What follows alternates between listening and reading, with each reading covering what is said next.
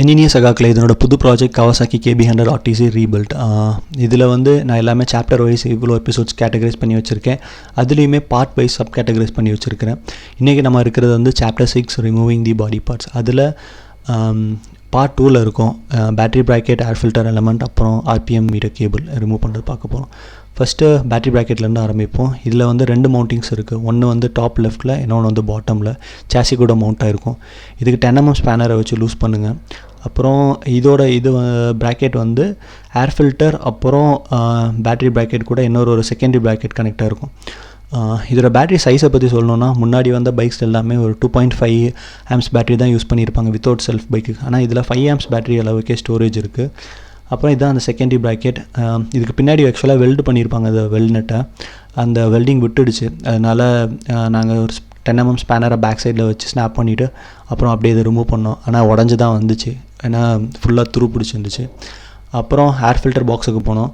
இதுக்கு வந்து 2 screw கலத்தணும். Screw ட்ரைவரை யூஸ் பண்ணிக்கோங்க.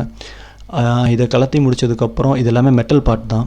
அதோட மூடி ஒன்று இருக்குது. அந்த மூடியை வந்து கலத்துறதுக்கு ஸ்க்ரூ ட்ரைவரோட பேக் சைடை வச்சு அப்படியே எல்லா பக்கமும் தட்டினீங்கன்னா கொஞ்சம் ஃப்ரீ ஆகும்.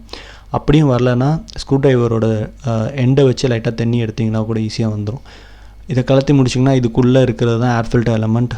இது வந்து பழைய அம்பாசிடர் கார் மாருதி 800 இந்த மாதிரி தான் இருக்கும். பட்டர்ஃப்ளை நட்டை வச்சு லாக் பண்ணியிருப்பாங்க. இது இன்கேஸ் கஷ்டமாக இருந்துச்சுன்னா கட்டிங் பிளேயர் யூஸ் பண்ணுங்கள். அப்படி இல்லைனா WD-40 யூஸ் பண்ணிவிட்டு ரிமூவ் பண்ணுங்கள், ரொம்ப ஈஸியாக வந்துடும். இதை எடுத்ததுக்கப்புறமா இப்படி தான் இருக்கும் உள்ள ஏர் ஃபில்டர் எலமெண்ட். எல்லாமே பழசு ஸ்பாஞ்ச் டைப்பில் தான் இருக்குது மேக்ஸிமம். அப்புறம் பின்னாடி ஒரு டியூப் மாதிரி போதில்ல, இந்த டியூப் எதுக்குன்னா RPM மீட்டர் கேபிள் போகிறதுக்குன்னு தனியாக டிசைன் பண்ணி வச்சுருக்காங்க. இதில் வந்து RPM மீட்டர் கார்பரேட்டர் கூட எதுவும் கனெக்ட் ஆகல, டேரெக்டாக கியர் பாக்ஸ் யூனிட் கூட கனெக்ட் ஆகிருக்கு. அது போகிறதுக்கு இப்படி ஒன்று டிசைன் பண்ணி வச்சுருக்காங்க. எல்லாத்தையுமே மறுபடியும் அதே பிளேஸில் வச்சுட்டு லாக் பண்ணிவிட, எதுவும் தொலைச்சிடக்கூடாதுன்னு சொல்லிட்டு அதுக்கப்புறம் அப்படியே அந்த கேபிள் RPM மீட்டர் கேபிளை ரிமூவ் பண்ணுற போயிட்டோம். இதை ரிமூவ் பண்ணுற ஸ்க்ரூ ட்ரைவர் வச்சு ரிமூவ் பண்ணோம். இது கிக்கர் அசம்பிளி அப்புறம் கியர் ஷிஃப்டர் எப்படி பார்த்தோமோ அதே மாதிரி டிசைனில் தான் இருக்கும். உள்ளே ஒரு ஸ்லாட் இருக்கும். கம்ப்ளீட்டாக ரிமூவ் பண்ணால் தான் இது மொத்தமாக எடுக்க முடியும்.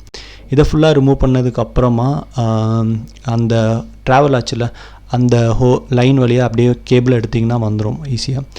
அப்புறம் இந்த ஏர் ஃபில்டர் பாக்ஸ் எலமெண்ட் மொத்த யூனிட்டையும் கலத்துறதுக்கு கீழே ஒரு ஹோஸ் கிளிப் கொடுத்துருக்காங்க. அதை லூஸ் பண்ணி பார்த்தோம், அது சுத்தமாக கலத்தவே முடியல. அப்புறம் அதை லைட்டாக பெண்ட் பண்ணி அப்படியே ஏர் ஃபில்டர் பாக்ஸை மொத்தமாக எடுத்துட்டோம்.